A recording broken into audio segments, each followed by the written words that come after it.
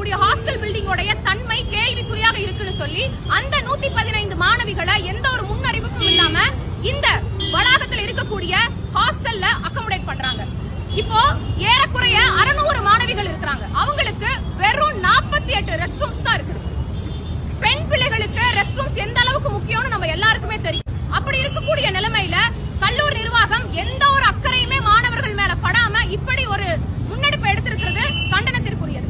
மாணவிகள் இது குறித்து கல்லூரி நிர்வாகத்திடம் கேள்வி எழுப்பும் போது டாக்டர் அம்பேத்கர் சட்ட பல்கலைக்கழகத்தினுடைய ரிஜிஸ்ட்ரார் என்ன பதில் சொல்றாரு அப்படின்னா, சென்னை முழுக்க நாங்க தேடி பார்த்தோம், ஒரு பில்டிங் கூட கிடைக்கல, உங்களுக்கு ஏதாவது பில்டிங் கிடைச்சா சொல்லுங்க, அப்ப நாங்க யோசிக்கிறோம்னு மெத்தன போக்குல பதில் சொல்லி இருக்கிறது வன்மையான கண்டனத்திற்குரியது. இன்னைக்கு